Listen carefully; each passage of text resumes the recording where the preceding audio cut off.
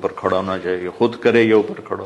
میں نہیں کھڑا ہو سکتا. جانور جب تڑپتا ہے تو مجھے کچھ ہونے لگتا تو میں بچوں کو بھیجتا ہوں جاؤ قربانی پہ کھڑے ہو. میں تو مرغی ذبح ہو رہی ہوں نا تو اس کو تڑپتے نہیں دیکھ سکتا. جیسے ابراہیم علیہ السلام کا تصور کر کے میری چیخیں نکل کہ انہوں نے جب ان کی کمر پہ گوڈا رکھا ہوگا یوں کر کے، ہاتھ باندھے پاؤں باندھے اور سر کے بال یوں اٹھا کے یہاں لائے ہوں گے سر کو، اور چھری یہاں رکھی ہوگی، کیا کیفیت ہو. تو یوں آسمان کو دیکھ کر کہ یا اللہ کیا تم مجھ سے ناراض ہو گیا کہ میرے دل میں اسماعیل زیادہ اتر گیا ہے؟ یا اللہ ایسا کبھی نہیں ہے. یا اللہ یا میرا کوئی امتحان تو لے رہا ہے، یا اللہ تیرے پر سب کچھ قربان ہے. اور یوں چلائی اور اللہ تعالیٰ نے چھری کی کیا حیثیت ہے، اس نے چلنے سے انکار کر دیا، پھر چلائے پھر چلائے.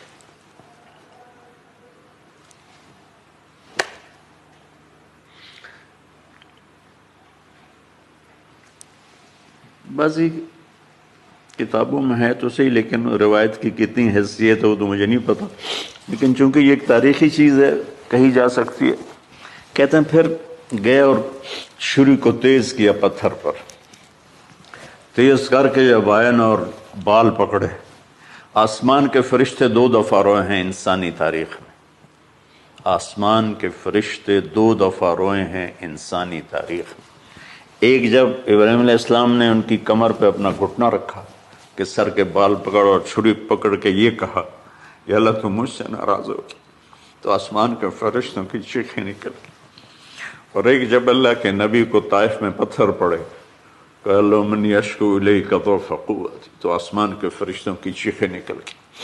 جب ہمارے نبی کو طائف والوں نے مارا اس پر، یہ 2 دفعہ آسمان کے سب فرشتے روئے. تو پھر اللہ نے کہا بس نادیناہ ان یا ابراہیم قد صدقت الرؤیا انا کذلک نجزی المحسنین. ابراہیم تو پاس ہو گیا ہے. چھری چل گئی اور آنکھوں پر تو پٹی تھی، چھری چل گئی. پٹی کھولی تو سامنے کبش تھا، دمبا اور اسماعیل اور جبریل کھڑے ہوئے تھے. یہ جانور کی قربانی ایک علامت ہے.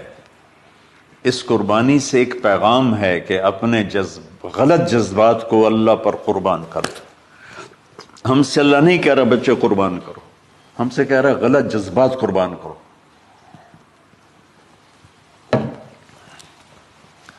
ہم سے اللہ کہہ رہا ہے اپنے جذبات کو دبا دو جو تمہیں اللہ اس کے رسول سے دور کرتے ہیں، ان پر چھری چلاؤ.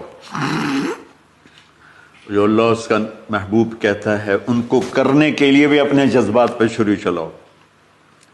سچ بولنے کے لیے چھری چلانی ہے تو چلاؤ اپنے جذبوں پر. اب اس کو پھیلا دو. ساری شریعت میں اللہ نے جو احل حلالا، جو اس نے کہا ہے یہ کرنا ہے، اس کے لیے اپنے جذبات قربان کر دو. وحرم حراما، اور جو کہتا ہے نہیں کرنا اس کو چھوڑنے کے لیے اپنے جذبات قربان کر دو. تو یہ ہے قربانی کی اصل حقیقت. جانور دمبے ذبح کرنا تو اس کی ایک علامت ہے، اس کی ایک علامت ہے کہ ہم میرے نبی نے حج پر 63 اونٹ ذبح کی، اپنے ہاتھ سے ذبح کی. باقی 37 حضرت علی رضی اللہ تعالیٰ علیہ السلام نے ذبح کیے. تو بھائیو قربانی کی اصل یہ ہے کہ ہم اللہ اس کے رسول پر اپنے جذبوں کو قربان کر رہے ہیں، اپنے جذبوں کو. عید قربان کا فلسفہ ہے اللہ اس کے رسول کی اطاعت پہ قربان ہو جانا. عید قربان کا فلسفہ ہے اللہ اس کے رسول کی اطاعت میں اپنے جذبات پہ چھری چلا دینا.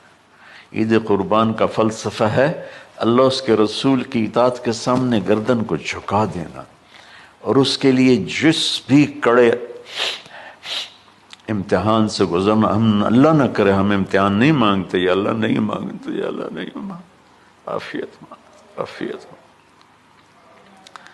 تو میرے بھائی بہنوں،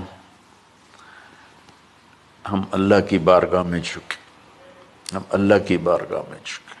اس کے رسول کی بارگاہ میں جھکے تاکہ ہمارا یہ جہان بنے وہ جہان بنے.